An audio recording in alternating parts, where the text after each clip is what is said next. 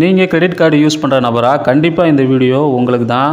HDFC bank, axis bank இந்த மாதிரி பெரிய பேங்கோட கிரெடிட் கார்டுகளை யூஸ் பண்ணுற நபர்கள் அவங்களுடைய கிரெடிட் கார்டு பில்லை அமேசான் பே, பேடிஎம், ஃபோன்பே இந்த மாதிரி ஆப்புகளில் பயன்படுத்தி கிரெடிட் கார்டு பில்லை வந்து செலுத்துவாங்க. இனிமேல் வந்து இந்த மாதிரி நாம் ஆப்புகளில் பயன்படுத்தி அவங்களுடைய பில்லை கிரெடிட் கார்டு பில்லை வந்து செலுத்தவே முடியாதுன்னு சொல்லி இந்திய ரிசர்வ் வங்கி உத்தரவிட்டிருக்கிறாங்க.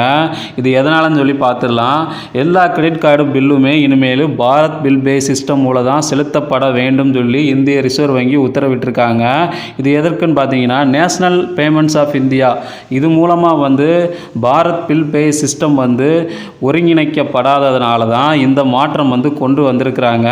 இனிமேல் வாடிக்கையாளர்கள் அவங்களுடைய கிரெடிட் கார்டு பில்லை வந்து நேரடியாகவோ அல்லது நெஃப்ட் IMPS இந்த மாதிரி போன்ற மாற்று வழிகள் மூலமாக வந்து செலுத்தணும் சொல்லி ரிசர்வ் வங்கி இந்த உத்தரவிட்டிருக்காங்க. மேலும் பார்த்தீங்கன்னா ஃபோன்பே, பில்டெஸ்க் போன்ற ஃபின்டெக் நிறுவனம் கூட இந்த மாதிரி பண்ணுறதுனால தான் அவங்களுடைய வர்த்தகம் பாதிக்கப்பட வாய்ப்பு உள்ளது கண்டிப்பாக. ஸோ இனிமேல் வந்து உங்களுடைய கிரெடிட் கார்டு பில்லை நீங்கள் செலுத்தும் போது கண்டிப்பாக இந்த நேஷனல் பேமெண்ட்ஸ் ஆஃப் இந்தியா இது மூலமாக தான் வந்து செலுத்தணும், பாரத் பில் பேமெண்ட் சிஸ்டம் மூலமாக தான்.